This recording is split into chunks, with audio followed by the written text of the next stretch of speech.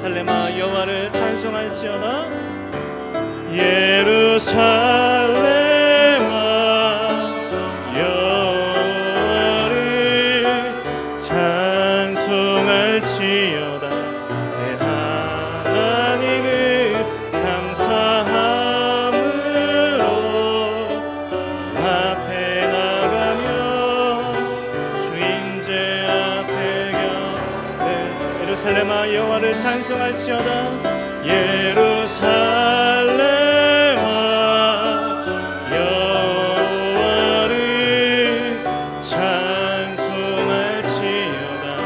내 하나님을 감사함으로 앞에 나가며 주인제 앞에 경배해.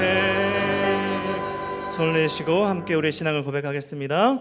선능하사 천지를 만드신 하나님 아버지를 내가 믿사오며 그 외아들 우리 주 예수 그리스도를 믿사오니 이는 성령으로 잉태하사 동정녀 마리아에게 나시고 본디오 빌라도에게 고난을 받으사 십자가에 못 박혀 죽으시고 장사한 지 사흘 만에 죽은 자 가운데서 다시 살아나시며 하늘에 오르사 전능하신 하나님 우편에 앉아 계시다가 저리로서 산자와 죽은 자를 심판하러 오시리라. 성령을 믿사오며 거룩한 공회와 성도가 새로 태어난 것과 죄를 사하여 주신 것과 몸이 다시 사는 것과 영원히 사는 것을 믿사옵나이다. 아멘. 우리 자리에 앉아서 찬송가 272장 함께 찬송 드리겠습니다.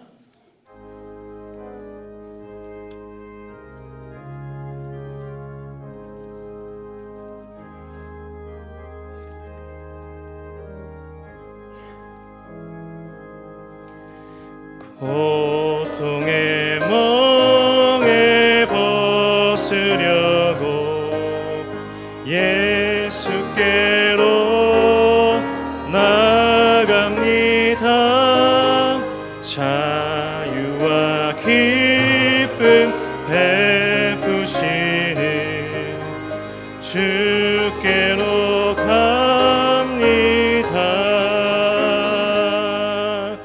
병든 내 몸이 튼튼하고 빈곤한 삶이 부해지며 죄악을 벗어버리려고 주께로 갑니다. 낭패와 실망 당한 뒤에 예수께로 나갑니다.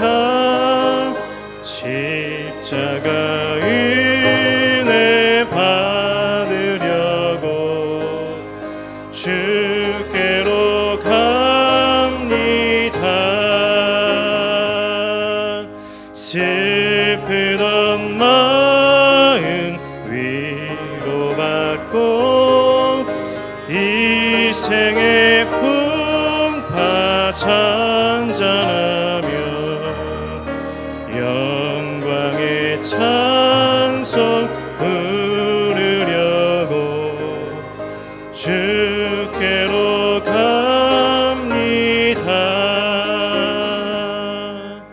교만한 마음을 내버리고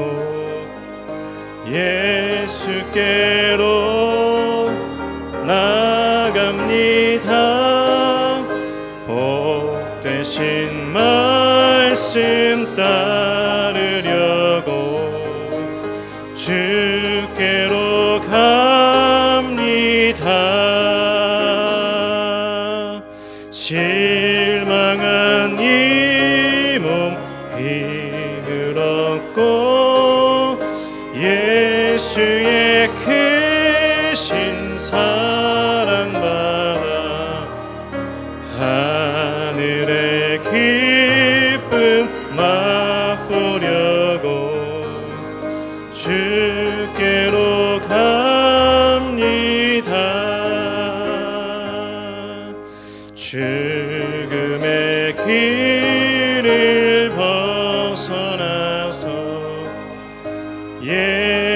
주께로 나갑니다. 영원한 집을 바라보고 주께로 갑니다. 멸망의 포구 헤어나와 평화의 나라 다다라서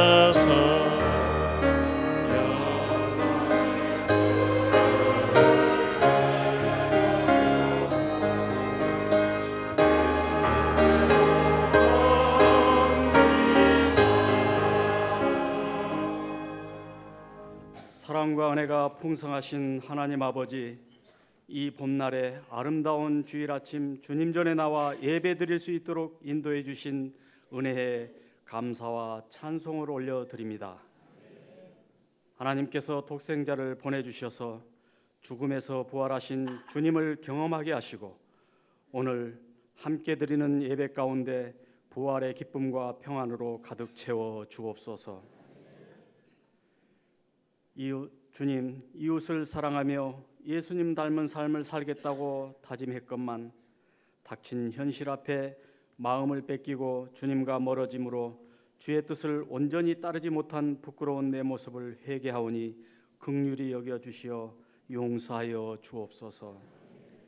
육신의 아픔과 재정의 궁핍으로 눈물로 드리는 기도를 응답하여 주시고 속히 회복시켜 주옵소서. 우리 성도들의 가정과 직장, 학교, 일터 각자의 삶의 현장에서 주님의 나라가 임하게 하시고 주 안에서 평안과 기쁨을 누리도록 인도하여 주옵소서. 특별히 아픔을 딛고 일어선 이 나라와 민족을 위해 간절히 기도드립니다. 강대국들의 패권 정쟁 속에 우리 대한민국을 하나님이 보호하시어 주님의 축복이 임하게 하시고 다가오는 대통령 선거에도 개입하시어 지혜롭고 겸손하며 국민의 마음을 헤아릴 줄 아는 지도자가 세워지도록 도와주옵소서. 우리 성도님 모두에게 하나님을 경험하고 가정들이 작은 천국으로 성화되어 지역 사회에 움직이는 교회로 그리스도의 따뜻한 공동체를 이루어 어린아이에서부터 늘 푸른 어른까지 미래를 열어가는 세대로 인도하여 주옵소서. 오늘 하나님의 복된 말씀 들고 서신 담임 목사님에게 기름 부어 주시고 성령의 이끌림으로 말씀 선포하게 하소서. 그래서 우둔한 저희들에게도 생명의 말씀이 살아 삶의 능력을 경험하게 하옵소서. 찬양 받으시기에 합당하신 하나님께 온 성도의 마음을 담아 찬양대에 찬양을 올려드립니다. 영광 받아 주옵소서. 부활하셔서 함께하실 예수님 이름으로 기도드리옵나이다. 아멘.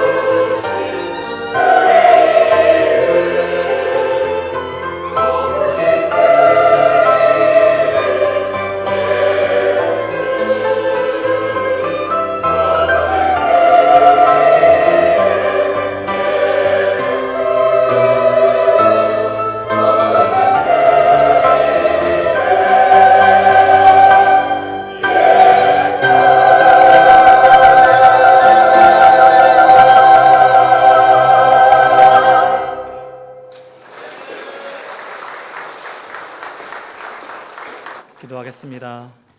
부활하신 예수님, 지금도 영원히 우리와 함께 하실 예수님, 모든 영광과 찬양과 경배 주님께 올려드립니다. 우리의 모든 날들과 일상과 모든 만물이 하나님의 은혜임을 바라보게 하시고 그 아름다우심을 늘 찬양하며 감사하는 우리의 삶이 될 수 있도록 인도하여 주시옵소서. 이 시간 드린 헌금을 기쁘게 받아주시고 드린 손길마다 한없는 은혜와 축복을 내려 주시옵소서. 감사드리며 예수 그리스도 이름으로 기도드립니다. 아멘. 교회 소식 전해드리겠습니다. 이비예배 나오신 우리 모든 성도님들 주님의 이름으로 환영합니다. 또 특별히 은혜동산교회 처음 나오신 우리 새가족분들 환영하는데요. 우리 새가족분들은 예배 후에 나가셔서 로비 왼쪽에 새가족실로 오시면 잘 안내해드리도록 하겠습니다. 매일 성경 5월 6월호가 발간되었습니다. 정기구독 신청하신 우리 성도님들 로비에 준비된 매일 성경 마을과 성함 확인하셔서 찾아가 주시면 감사하겠습니다. 또 사무실에서 따로 구매도 가능하십니다. 양육 2단계, 4단계 모집 중에 있습니다. 5월 13일부터 시작하는데요. 양육 2단계 오늘 신청 마감합니다. 양육 2단계 문의는 이승범 목사님께 주시기 바랍니다. 양육 4단계 각 반 10명씩 선착순으로 모집하고 있습니다. 5월 11일 주일에 교재 수령과 오리엔테이션이 있습니다. 사무실에 신청서가 있는데요. 작성해 주셔서 제출해 주시기 바랍니다. 양육 4단계 문의는 저에게 주시면 됩니다. 그리스도 강한 용사학교 남자 반반을 모집합니다. 5월 8일부터 매주 목요일 저녁 8시 10주간의 일정으로 준비하고 있습니다. 양육 4단계 수료하신 남자 성도님들 신청해 주시기 바랍니다. 사무실에 신청서 작성해 주셔서 제출해 주시기 바랍니다. 선교국에서 캄보디아 단기 선교 팀원을 모집하고 있습니다. 신청 마감이 오늘까지인데요. 지난 수요 엎드림 기도회 때 함께했던 소망학교 친구들이 있는 기석창 이지영 선교사님의 사역지입니다. 사무실에 신청서가 준비되어 있습니다. 우리 성도님 기도하시고 함께 가주시면 감사하겠습니다. 5월 은하수 기도회 5월 3일 토요일 새벽에 함께 모입니다. 5월은 유치부를 위해서 집중해서 기도하는 시간입니다. 함께 참여해 주시면 감사하겠습니다. 5월 가정의 달을 맞아서 교육국에서 운동 온가족 페스티벌을 준비하고 있습니다. 다음 주일 오후 12시 30분부터 오후 2시까지 준비하고 있는데요. 우리 비전센터와 우리 신발센터 앞에서 교육국에서 다양한 부스를 준비하고 있습니다. 우리 자녀들, 우리 가족들과 함께 많은 참여 부탁드립니다. 운동교 고등에서 라오스 비전 트립 중입니다. 어제 출발했는데요. 토요일 돌아오는 일정입니다. 안전하고 은혜 넘치는 시간 될 수 있도록 기도해 주시면 감사하겠습니다. 제1권사의 올레가 다음 주일 10시 40분 시아마을에서 있습니다. 남양마을에서 선교 기금 마련을 위해서 카네이션과 물김치를 판매합니다. 교인동정입니다. 지구마을 이정은 집사님 부친상 당하셨습니다. 주보에는 없는 장례 광고가 있는데요. 축복마을 김재규 집사님 소천하셨습니다. 장례가 진행 중에 있습니다. 오늘 4시에 입간 예배 있습니다. 우리 아내 되시는 윤한시 집사님과 유가족분들 위해서 위로와 기도 부탁드립니다. 오늘 생애 첫 예배 축복 나온 우리 아이 있는데요. 축복하는 시간 잠깐 갖도록 하겠습니다. 우리 정지훈 성도님 또 오슬기 성도님 가정에 하나님께서 귀한 따님을 선물로 주셨습니다. 얼굴을 한번 보여주시죠. 우리 한번 같이 기도하겠습니다. 하나님 아버지, 귀한 믿음의 가정에 이렇게 소중한 선물을 주시니 감사합니다. 귀한 생명을 주님의 날개 아래 품어주시고 날마다 안전과 건강을 지켜주시고 특별히 지혜와 명철을 더하여 주옵소서. 아멘. 영육간의 강건함을 주시고 믿음의 가정에서 잘 자라나서 주님 나라의 기둥이 되게 하여 주옵소서. 아멘. 지혜, 명철, 하나님 원하시는 모든 귀한 성품들을 허락해 주시고 좋은 만남의 복을 주셔서 일평생 살아가는 동안 하나님과 동행하며 귀한 만남들과 함께 교제하는 그런 귀한 딸이 되게 하여 주옵소서. 아멘. 수많은 사람을 옳은 길로 돌아오게 하는 하늘의 별과 같이 빛나는 사람 되게 하여 주옵소서. 감사하고 예수님의 이름으로 축복하며 기도합니다. 아멘. 우리 박수로 한 번 더 축하해 주세요.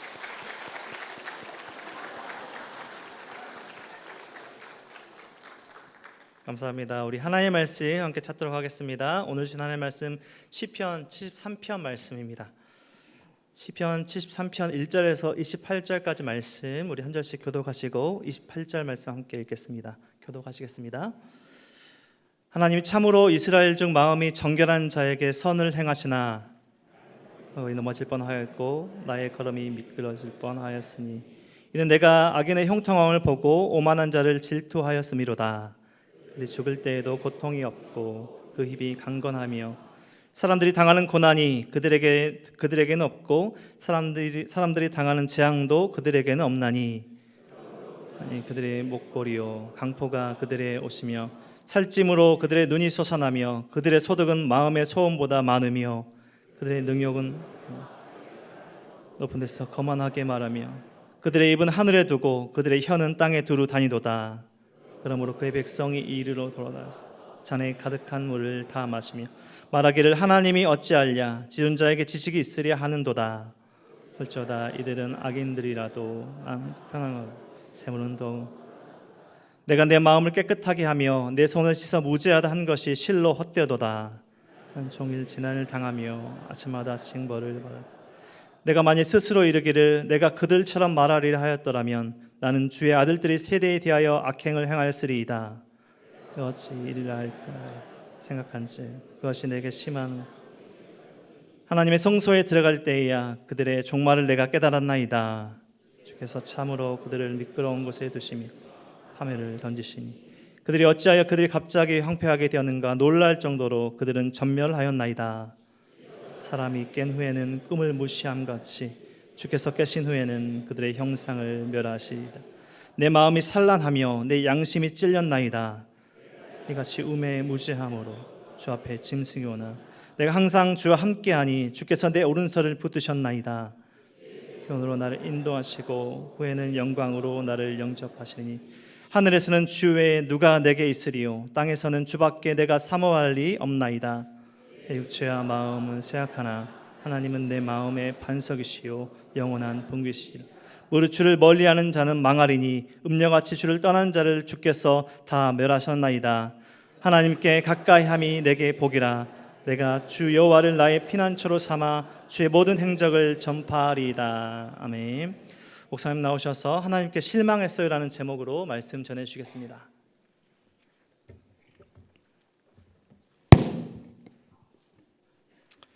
저는 가끔씩 인터넷 서점에 들어가서 요즘 베스트셀러가 어떤 책인가 이렇게 한 번씩 봅니다. 그리고 또 필요한 책이 있으면 구매하기도 합니다. 한 몇 년 전에 한동안 베스트셀러에 올랐던 책이 있습니다. 마이클 샌들 교수님이 쓴 정의란 무엇인가라는 책인데요. 저도 궁금해서 그 책을 한번 사서 읽어보았는데 이런 생각이 들었습니다. 이 책은 이렇게 인기 있을 만한 책이 아닌데, 왜냐하면 보통 이 베스트셀러에 오른 책은 어떤 유명한 인기 작가의 수필이나 소설이나 좀 재밌고 좀 많은 사람이 다 대중이 공감할 수 있는 책이 베스트셀러에 오르잖아요. 그런데 이 책은 굉장히 어려운 책이에요. 철학적인 사고를 많이 해야 되는 굉장히 어려운 책인데 이 책이 왜 베스트셀러가 되었을까 이렇게 생각해 보니까 이 제목이 주는 힘이 있었던 것 같아요. 정의란 무엇인가? 요즘 우리나라 사람들의 중요한 관심 중에 하나가 정의입니다. 혹은 공정입니다. 이게 정말 정의로운가? 이게 정말 공정한가? 이걸 굉장히 많이 생각하고 그걸 따지는 그런 세상이 되었습니다. 옛날 같았으면 그냥 좀 참고 억울해도 지나갔을 문제가 요즘은 다 걸립니다. 그리고 그걸 잘못된 걸 시정하려고 하고 바로잡으려고 하는 게 요즘의 추세입니다. 남들은 열심히 공부해서 겨우 대학에 들어갔는데 아빠 찬스로 누가 휙 대학 들어갔다. 옛날에는 좀 억울하다 이렇게 생각했는데 이제는 그게 아니에요. 이런 건 바로 잡아야 된다. 그래서 온 국민이 들고 일어나는 거죠.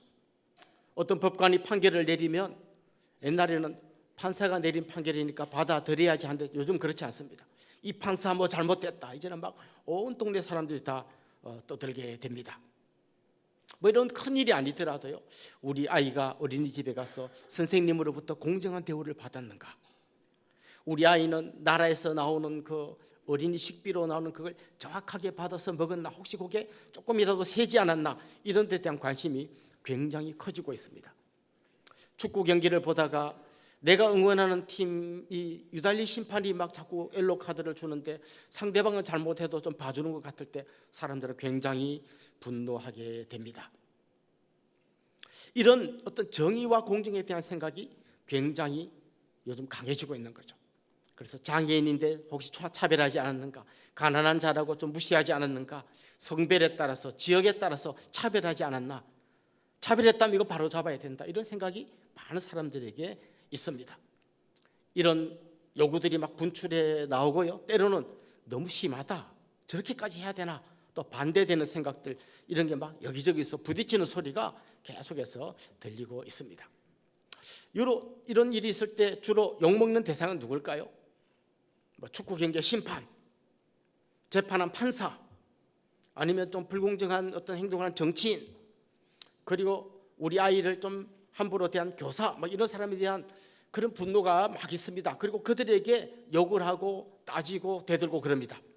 그런데요, 인생을 살다 보면 굉장히 억울하긴 한데 누구한테 따질 대상이 없는 문제들이 굉장히 많아요. 이상하게 내 인생은 막 꼬여. 잘 되는 게 없어. 근데 원망하려야 되는데 원망할 대상도 없어. 이럴 때 사람들이 하는 말이 있어요. 하늘도 무심하시지. 무슨 원망할 대상이 없잖아. 그럴 때 하늘도 무심하시지. 우리 기독교인들은 그 정도 말하는 게 아니라, 하늘이라고 두리뭉실하게 말하는 게 아니라 꼭 집어서 하나님, 저 하나님한테 실망했습니다. 이게 뭡니까? 이런 얘기를 할 때가 많죠. 오늘 이 시편의 저자도 그런 생각을 했습니다. 하나님이 좀 정의롭지 않은 것 같아요. 하나님은 공정하지 않은 것 같아요. 1절에 보면 그가 이렇게 오늘 이 시편을 시작합니다. 하나님이 참으로 이스라엘 중 마음이 정결한 자에게 선을 행하시나. 이게 무슨 말인가 하면 하나님이 이래야 된다는 거예요. 마음이 정결한 자에게 선을 행하셔야 된다는 거예요. 그런데 왜 실망했겠어요? 그렇게 안 하시는 것 같다는 거예요. 마음이 정결한 자에게 선을 행하시는 게 아니라 저 악한 사람에게 하나님이 뭔가 더 잘 봐주는 것 같고, 의롭게 살려고 믿음으로 살려고 몸부림치는 자기는 굉장히 하나님이 안 돌아보시는 것 같은 거예요. 그래서 오늘 설교의 제목처럼 그런 저 하나님께 실망했습니다 라고 하는 게 오늘 이 시편의 주제입니다. 그가 가장 크게 실망했던 건 악인의 형통이에요. 누가 봐도 악한 사람이에요. 저는 사람은 그 벼락을 맞아도 괜찮은 사람이에요. 근데 그 사람 있잖아요, 너무 건강해요. 잘 살아요. 돈도 많이 벌어요. 자기가 한 이만큼 벌고 싶다고 하면 이만큼 더 많이 벌어요. 재앙이라고 없어요. 어려움도 겪지 않아요. 그냥 처음부터 끝까지 다 잘 돼요.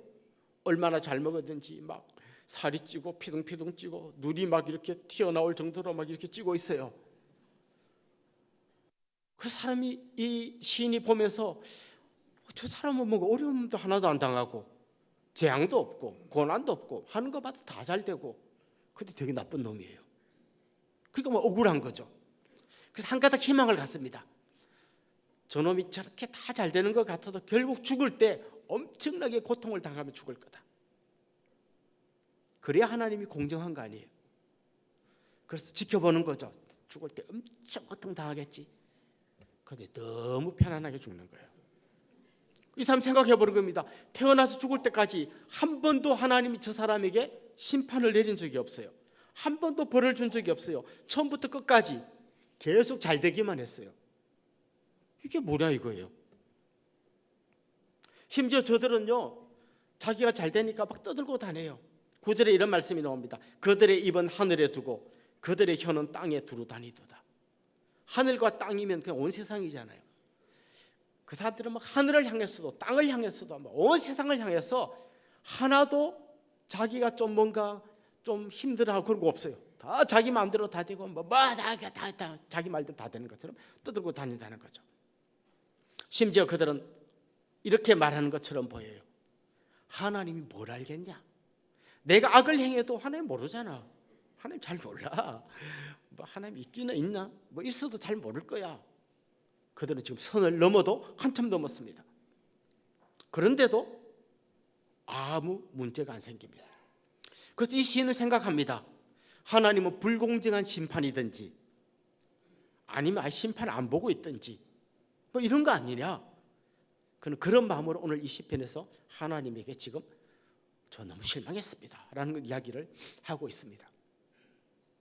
악인은 이렇게 형통한데 그렇다면 나는 어떤가?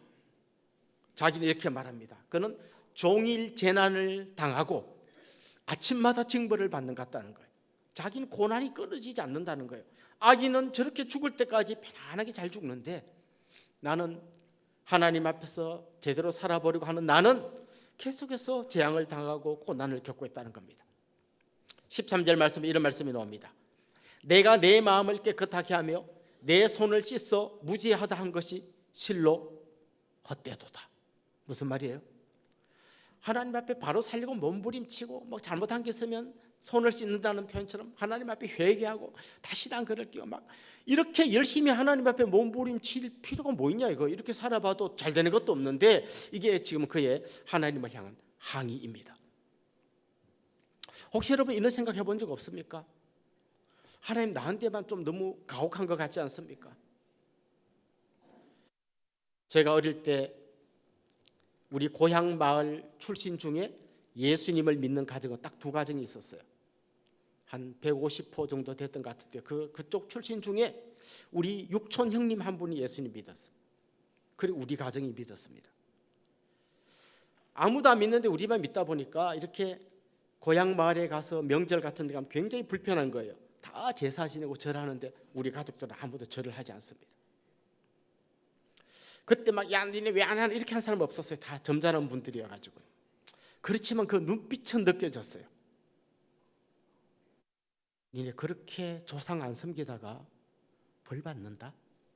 나한테는 말 안 했지만 자꾸 말하는 소리는 들렸어요. 그러니까 뭔가 니네는 예수를 안 믿기 때문에 뭔가 조상님들로부터 벌을 받을 거야.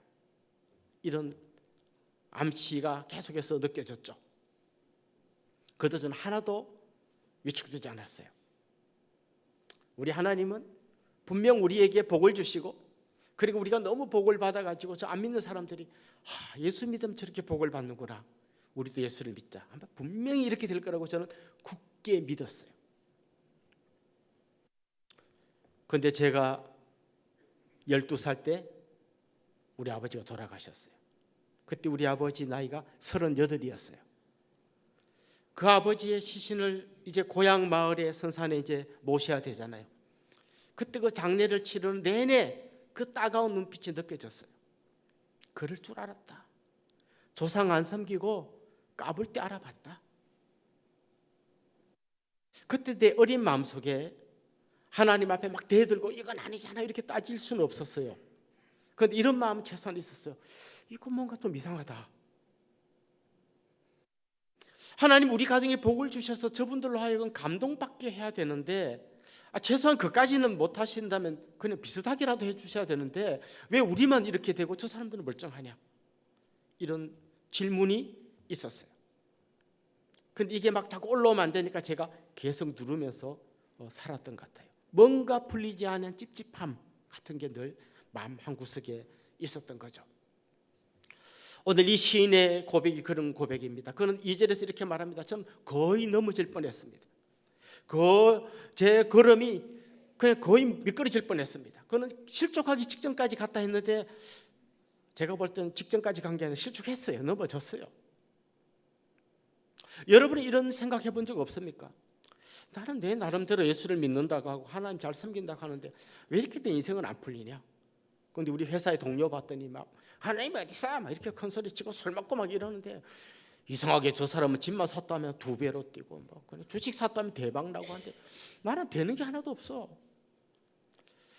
하나님 진짜 공정한 심판 맞습니까? 제대로 심판 보고 계십니까?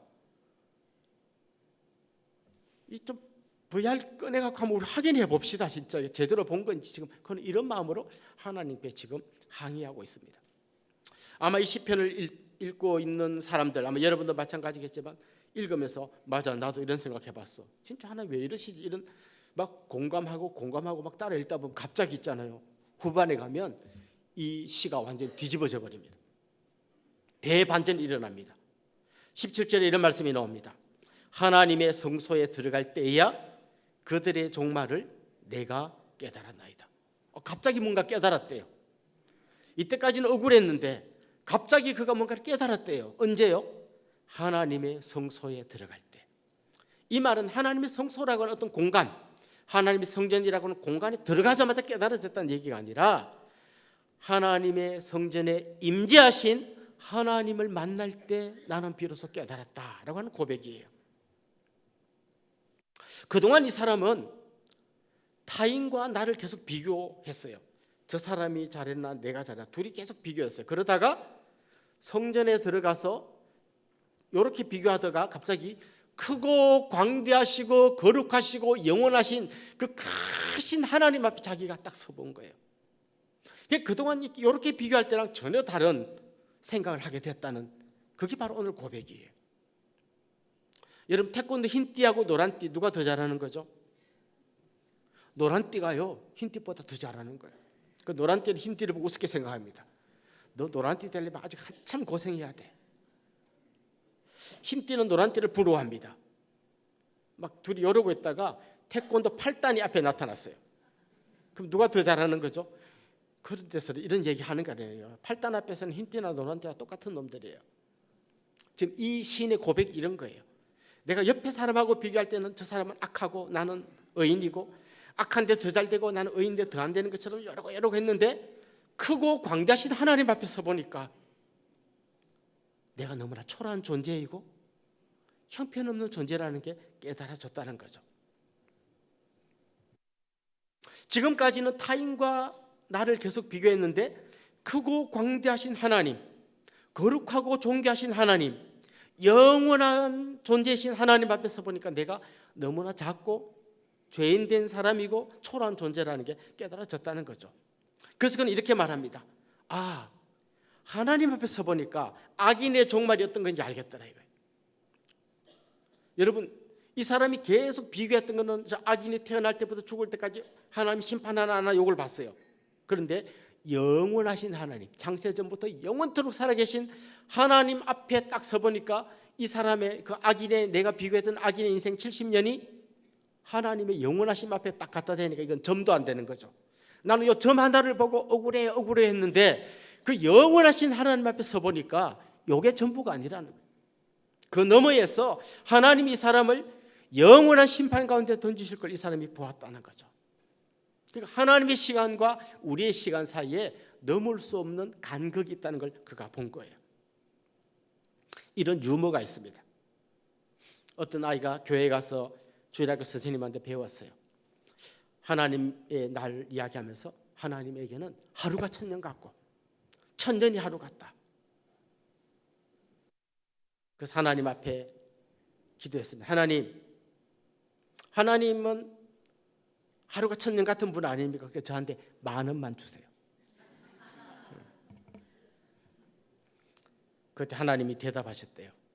하루만 기다려라.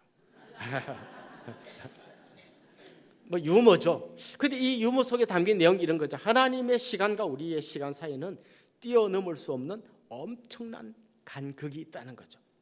그걸 모르고 볼 때는 그 악인의 60년, 70년을 보면서 왜 심판을 안 받나 하는데, 영원하신 하나님의 계획 안에는 그들의 심판이 다 계획되어 있다는 걸 보았다는 거예요. 뿐만 아니라 그는 하나님 앞에 서 보니까 옆에 사람하고 비교할 땐 자기 굉장히 의로운 사람이라고 생각했는데, 하나님 앞에 서 보니까 자기가 엄청난 죄인임을 깨달았다는 거예요. 그래서 오늘 본문에 보면 자기가 죄인입니다라고 고백한 정도가 아니라 22절에 이렇게 말합니다. 내가 이같이 우매무지함으로 주 앞에 뭐라고요? 저 짐승입니다. 죄 많은 인간도 아니고 저는 짐승 같은 놈입니다. 그가 지금 그 광대하고 크고 거룩하신 하나님 앞에 서 보니까 자기의 존재가 너무나 별것 아닌 초라한 존재이고 죄인이고, 아니 죄인보다 더한 짐승 같은 존재인데, 그걸 모르고 나는 바로 살려고 했는데 왜 복을 안 주십니까? 라고 따졌던 자기가 너무나 어리석었음을 하나님 앞에 고백하고 있습니다. 자, 우리는 오늘 이 본문을 통해서 이 사람이 뭘 잘못 생각하고 있는지 조금만 한번 살펴보면 좋겠는데요. 제일 출발은 뭔가 하면 비교예요. 비교가 자신을 불행하다고 생각하게 만든 거죠. 가인이 왜 아벨을 죽였습니까? 하나님이 자기 제사를 안 받았기 때문이죠. 아니요, 더 큰 이유가 있죠. 내 제사는 안 받고 아벨의 제사만 받아줬기 때문이죠. 아벨과 자기를 비교할 때 자기의 문제가 더 크게 보였고, 그것 때문에 그는 갈등하고 결국 동생을 죽이는 자리까지 갔죠. 여러분, 사울 왕은 왜 불행해졌을까요? 그를 불행하게 만들었던 노래가 있었습니다. 여인들이 불렀던 노래죠. 사울은 천천히요, 다윗은 만만히로다. 그때부터 그는 다윗과 자기를 계속 비교하기 시작했습니다. 그리고 그것 때문에 굉장히 질투심을 느꼈고 일평생 다윗 저놈 죽이는 게 자기의 사명인 것처럼 살다가 불행하게 인생을 마쳤습니다. 만약 그가 다윗과 자기를 비교하지 않고 저렇게 훌륭한 장수가 내 부하니까, 저렇게 훌륭한 장수가 내 사위니까 얼마나 좋아, 든든하다, 이렇게 생각했으면 그는 기분 좋게 살았을 건데, 어떻게든 저 다윗과 자기를 비교하면서 이겨먹으려고 하다가 결국 그는 깊은 수렁에 빠져 인생을 허무하게 마치고 말았던 거죠. 우리 한국인들의 행복지수가 굉장히 낮습니다. 저는 여러 가지 이유가 있겠지만 그중에 한 가지 중요한 이유는 우리는 태어날 때부터 죽을 때까지 끊임없이 경쟁하는 사회 속에 살고 있습니다. 여러분, 엄마들 한 서너 명 모이면요, 신생한테 막 경쟁이 돼요. 우리 애는 뒤집었습니다. 우리는 아직 못 뒤집었어요. 엄청 지금 엄마 불안해요. 뭐 그런 것부터예요. 막 애가 깁니다. 뭐 엄마를 했습니다. 막 얘는 제법 말을 하는데 우리 애는 아직 까지밖에 못했어요. 막 너무 불안한 거죠. 그러니까 어떻게 하든 이 아이를 제대로 해보려고요. 한 돌쯤 되면 벌써 천장에 ABCD 다 붙여놨어요. 어떻게든 이 아이를 이 경쟁사에서 이겨내게 하려고 애를 씁니다. 저도 생각해보니까 우리 중학교 때요, 성적표를 주는데 초등학교 때까지는 1인당 한 장을 줬거든요. 그래서 아무도 안 보게 딱 숨겨놓으면 되는데 중학교 때니까 성적표 희한하게 했잖아요. 한 장에 1번부터 70번까지 성적이 다 들어가 있는 거예요. 1번 학생 국어 70점, 영어는 80점, 수학은 몇 점, 평균은 몇 점, 총점은 몇 점, 등수는 몇 등까지 1번은 딱 나와. 2번은 또 다 나와. 그럼 내 성적을 우리 온 반 애들이 다 아는 거예요. 성적 나쁜 애는 알아서 기계 만드는 성적표예요. 고등학교 갔더니요, 그 벽에 크게 써붙여놓은 글자가 있었어요. 2등은 싫다. 2등도 싫은데 3등, 4등, 50등, 60등 어떻게 살라고 그 2등은 싫다라고 크게 써붙여놨어요. 이게 우리 사회의 전반적인 모습이에요. 끊임없이 경쟁하고 남과 비교하게 만드는 게 우리 사회의 전반적인 모습이고, 그것 때문에 사람들이 점점 불행해져요. 태어날 때부터 계속 불행하게 살아가는 것이죠. 특별히 요즘 이 불행지수가 높아지는 이유 중에 하나는 SNS예요. 막 페이스북에 보니까, 인스타그램에 보니까 다른 친구들은 아주 좋은 음식점에 가서 만난 음식을 먹는데 집에서 기분 좋게 저녁을 먹다가 띵동해서 딱 봤는데 내 친구가 지금 호텔에서 뷔페 사진을 올려놨어요. 갑자기 나는 불행해지는 거예요. 지금 막 제주도 여행 갔다고 들떠갖고 있는데 띵동해서 딱 본 내 친구가 스페인에서 사진을 찍어 올려놨어요. 나는 갑자기 불행해지는 거예요. 누구와 자기를 비교할 때요, 사람은 갑자기 불행해집니다. 비교는 기쁨을 훔치는 도둑입니다. 그런데 더 문제는 뭔가 하면 비교 대상이 잘못된 거예요. 여러분, 토끼와 거북이 누가 빠릅니까? 뭔가 함정이 있는 것 같은 대답을 못 하시는 거죠. 당연히 토끼가 빠르죠. 그런데 물속에 들어가 보세요. 토끼는 느린 게 아니라 죽어요. 왜 하필이면 육상에서 경기를 해가지고 자기는 느린데 막 죽기 살기로 해야 겨우 이기는 존재로 사나 이거예요. 비교를 하필은 그걸 한 거예요. 그거 대신 수영을 비교해보자. 그러면 또 좀 나을 텐데 하필이면 제일 약한 그걸 비교하면서 자기를 불행하게 만드는 거예요. 왜 우리 대한민국의 우리 청소년들이 불행한지 아십니까? 엄마가 하필이면 그 종목만 비교해요. 뭐예요? 성적. 그래서 애들이 제일 듣기 싫어하는 말이 있습니다. 엄친아라고 아십니까? 엄친아. 엄마 친구 아들은 서울대 갔는데 엄마 친구 아들 줄임말이 엄친아입니다. 엄친아는 서울대 갔는데 너는 뭐냐? 엄친아는 이번에 반에서 1등 했다는데 너는 이게 뭐냐? 하필이면 우리 아이는 인성도 좋고 정직하고 건강하고 잘 살고 하는데 그런 걸 안 봐요. 딱 한 가지, 성적. 그것만 봐요. 오늘 이 본문에 나오는 억울하다고 한 이 사람도 저 비교 대상인 저 사람의 건강, 그 재물, 이런 거 갖고 비교하니까 자기가 너무나 불행하게 느껴졌던 거죠. 그런데 그가 특별히 놓치는 게 있었어요. 그걸 언제 깨달았냐면 하나님의 성소에 들어갈 때 깨달았는데, 그동안 내가 이걸 모르고 있었구나. 이걸 모르면 나는 짐승 같은 놈인데 라고 말한 게 뭡니까? 오늘 보면 23절 이렇게 말합니다. 내가 항상 주와 함께하니 주께서 내 오른손을 붙드셨나이다. 그는 이걸 못 보고 있었던 거죠. 이걸 못 보고 있었던 거죠. 내가 너의 오른손을 붙들고 있다. 근데 그는 그동안 이렇게 말했던 거죠. 오른손 붙들면 뭐합니까? 돈도 없는데. 내가 너를 굳게 붙들고 너와 함께하면 뭐합니까? 저 악한 놈보다 내 건강이 안 좋은데. 맨날 이런 거 갖고 불평했다는 거죠. 하나님이 나와 함께한다는 게 얼마나 크고 엄청난 일인지를 그는 제대로 생각하지 못했다는 거죠. 그런데 성소에 들어갈 때 그가 깨달은 거예요. 이것보다 더 큰 은혜가 없구나. 이것보다 더 큰 복이 없구나. 아멘. 여러분, 예수 그리스도의 탄생을 알리면서 아들을 낳으니 그 이름이 임마누엘이라는 말씀을 해주셨어요. 임마누엘, 하나님이 우리와 함께 하신다. 그 뜻으로 임마누엘이라고 그랬어요. 예수님이 오셨다는 것은 2000년 전에 오셨다 가셨다는 얘기가 아니라 오셔서 지금도 임마누엘 되신 그분이 여러분의 오른손을 붙들고 계신 줄 믿습니다. 이게 얼마나 큰 은혜인지를 알아야 한다는 거죠. 짐승같이 우매한 나를 포기하지 않으시고 끝까지 내 오른손을 붙들고 나를 책임지시고 인도해 가시는 주님, 그게 너무나 큰 은혜고, 이 땅에서만 그렇게 가는 게 아니라 영원한 천국까지 나를 이끌어 가신다는 거죠. 내가 사망의 엄침한 골짜기를 지나갈 때도 주의 지팡이와 막대기가 나를 안위해 주십니다. 그리고 영광스러운 하나님 나라까지 우리를 이끌고 가시는 거죠. 이 땅에 살아가는 동안 24절 말씀에 나온 것처럼 주의 교훈으로 나를 인도하시고 죽고 나면 후에는 영광으로 나를 영접하실 것입니다. 이걸 알면요, 죽으나 사나 두려울 게 없습니다. 심지어 죽음의 강을 건널 때도 걱정할 게 없습니다. 나 혼자 덜덜 떨면서 이 강을 건너는 게 아니라 주님께서 내 손을 꽉 잡고 이 요단강을 건너가실 것이기 때문에 죽음조차도 나에게 두려운 것이 아닙니다 라고 고백할 수 있는 것이죠. 창세기 39장에 보면 요셉의 이야기가 나옵니다.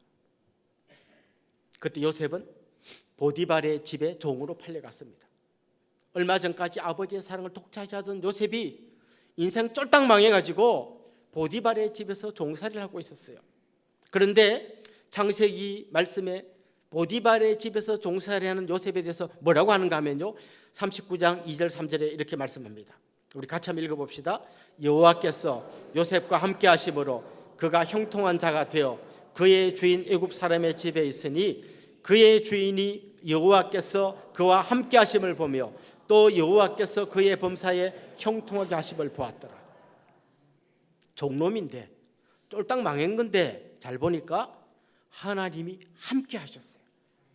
그걸 창세기 저자는 뭐라고 이야기합니까? 그게 바로 형통이라는 거예요. 여러분이 꿈꾸는 형통은 복권에 당첨되고 여러분이 산 집이 2배로 오르고 우리 아들이 공부도 안 했는데 서울대 척척 달라붙고 이런 게 아니라는 거예요. 진짜 형통은 하나님과 함께하는 거예요. 그 하나님 내 손을 잡고 계시고 임마누엘 되신 주님이 나와 함께 하시는 것, 그것보다 더 큰 형통이 없고 그것보다 더 큰 복이 없다는 것이죠. 결국 이 시인은 하나님의 성소에 들어가서 상황이 바뀐 게 아니라 눈이 바뀐 거예요. 인생을 보는 눈이 바뀐 거예요. 뭐가 복이고 뭐가 화인지를 그가 깨달았던 거죠. 그래서 그는 마침 이렇게 고백합니다. 하늘에서는 주 외에 누가 있으리요, 땅에서는 주밖에 내가 사모할이 없나이다. 하늘과 땅을 통틀어서 내가 사모할 분은 오직 주님 한 분밖에 없습니다. 더 나아가 28절에서 이렇게 고백합니다. 우리 같이 한번 읽어볼까요? 하나님께 가까이 함이 내게 복이라. 내가 주 여호와를 나의 피난처로 삼아 주의 모든 행적을 전파하리다. 하나님께 가까이 함이 내게 복이라. 저는 이 고백이 여러분의 고백이 되기를 소망합니다. 남과 비교하면서 스스로를 불행하게 만들지 마시고 여러분의 손을 붙들고 계시는 그 하나님 한 분을 의지하고 승리하시는 믿음의 사람들이 될 수 있기를 주님의 이름으로 축원합니다. 우리 같이 한번 찬양하고 기도합시다. 오 신실하신 주 한번 찬양합시다.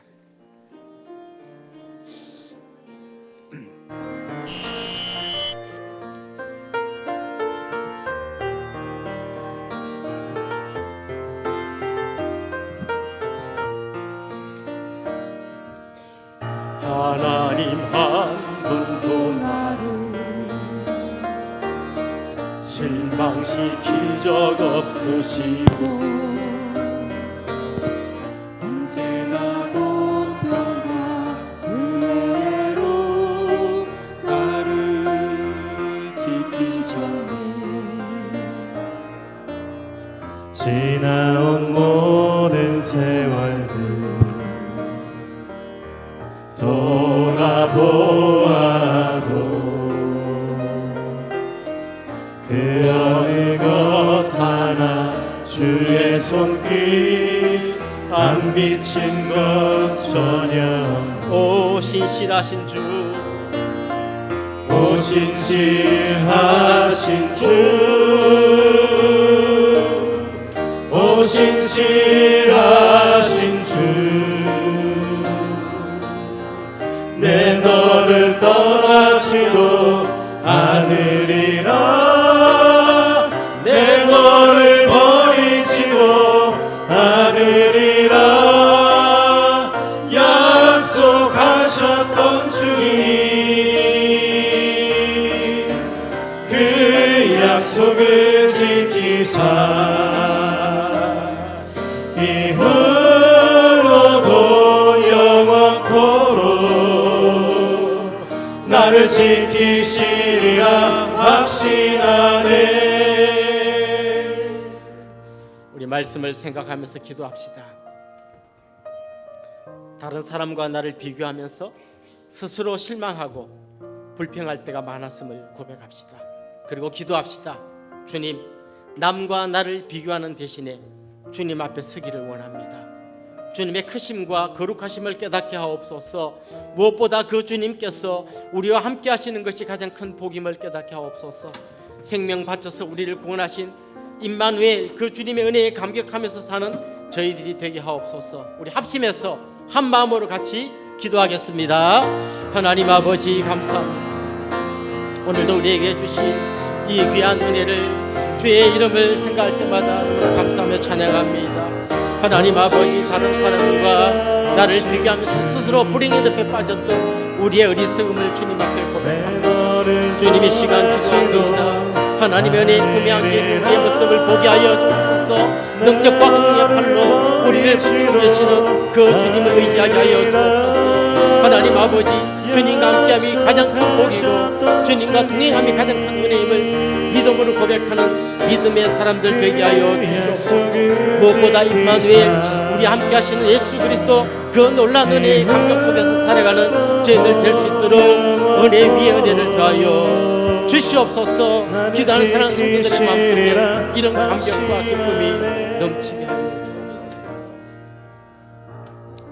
하나님 아버지 끊임없이 다른 사람과 나를 비교하며 스스로 불행의 구덩이에 빠져 살아갔던 우리의 어리석음을 주님 앞에 고백합니다. 주님 우리를 긍휼히 여겨 주옵소서. 특별히 기도합니다. 우리에게 가장 큰 복은 하나님과 함께함임을 고백합니다. 하나님께서 능력과 권능의 팔로 우리를 붙들고 계심을 믿습니다. 그 주님의 손을 붙들고 날마다 승리하는 귀하고 복된 믿음의 사람들이 되게 하여 주옵소서. 감사하고 예수님의 이름으로 기도드리옵나이다. 아멘. 이 시간에 특송이 있을 텐데요. 이 앞에 나온 분들은 10년 전에 그리스도의 강한 용사학교를 수료하신 분들인데요. 이제 10년 동안 서로가 서로의 동지가 되고 기도의 동력자가 되어서 여기까지 왔습니다. 그 감사하면서 하나님 앞에 특송하도록 하겠습니다.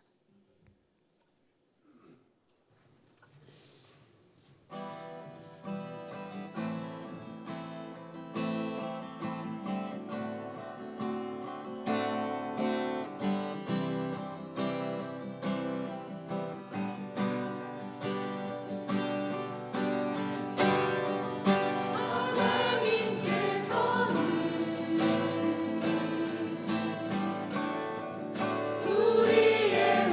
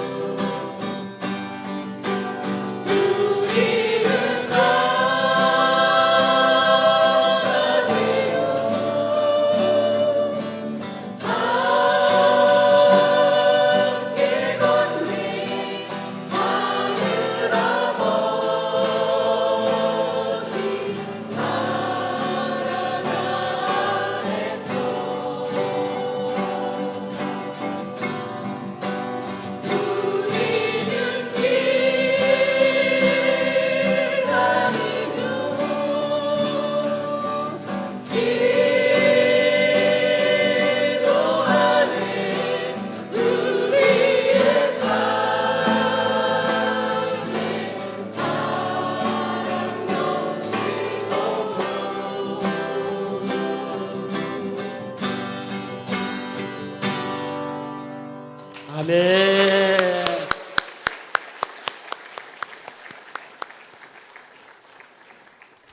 그리스도의 강한 용서학교는 10주 동안 교육을 받는 거예요. 담임 목사와 함께하는 10주 동안인데 10주가 끝이 아니라 10년 동안 서로의 동력자가 되어서 여기까지 왔고요. 나오신 두 분은 왜 나왔나 하면 이 그리스도의 강한 용서학교는 훈련받은 사람뿐만 아니라 온 가족이 같이 은혜 받는 것을 보여주기 위해서 나오신 것 같습니다. 한 번 더 박수 한번 보내주십시오.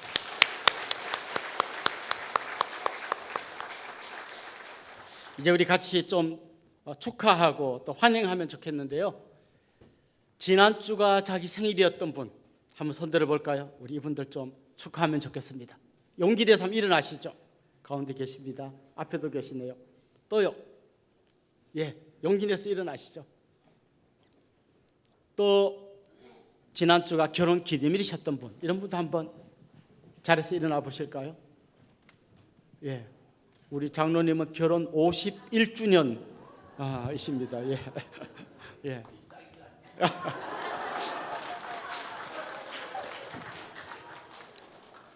참고로 우리 장로님은 결혼해서 지금까지 단 한 번도 안 싸우셨대요. 또 더 놀라운 사실이 있어요. 장로님 저를 만날 때마다 묻지도 않았는데, 목사님 우리 참 권사 참 좋은 사람입니다. 안 물어봤는데 맨날 얘기해요. 저는 여러분의 가정이 다 그런 가정이 되었으면 좋겠습니다. 혹시 오늘 우리에게 처음 오신 분도 있으면 한번 손 들어볼까요? 같이 한번 등록하실 분. 네, 한번 일어나시죠. 예, 우리 이분들 주님의 이름으로 환영하고 축복하도록 하겠습니다. 아주 먼 옛날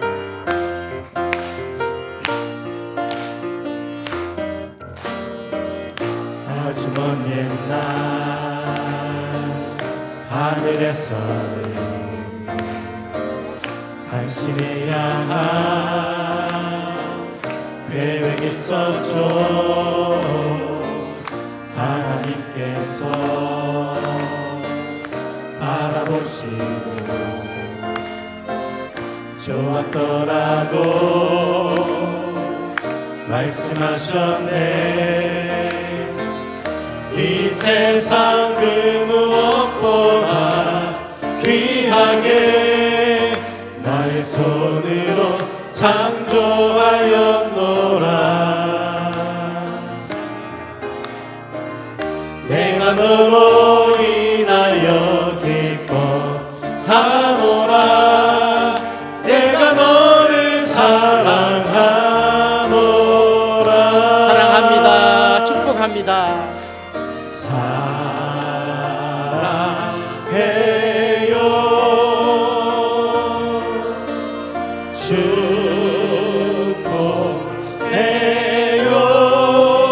축복해요. 당신의 마음에 우리의 사랑을 모아드립시다. 사랑을 드려요. 사랑합니다. 축복합니다. 우리 옆에 있는 분들과 다 인사합시다. 앞뒤로 보면서요. 또 옆으로 주님의 이름으로 사랑하고 축복합니다. 이제 우리 자리에서 한번 다 일어나겠습니다. 우리는 움직이는 교회 같이 찬양하고 축도로 예배를 마치겠습니다. 우릴 택하여 빛으로 살게 하신 그네 놀라운 이끄심 따라 내가 일어섭니다.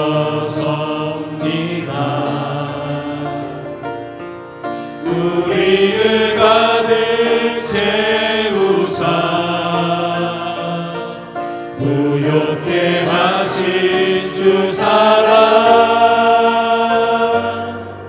그 완전하신 열심으로 내가 나아갑니다.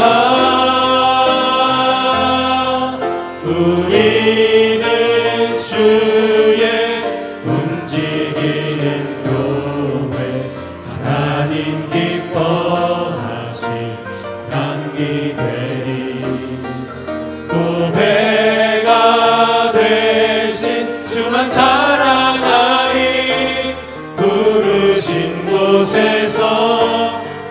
오직 주님만 예배하리. 우리 주 예수 그리스도의 은혜와 하나님 우리 아버지의 극진하신 사랑과 성령님의 감화, 감동, 위로, 교통, 충만하심이 사랑하는 주님의 백성들과 그 가정 위에 이제로부터 영원토록 함께 있을지어다. 아멘.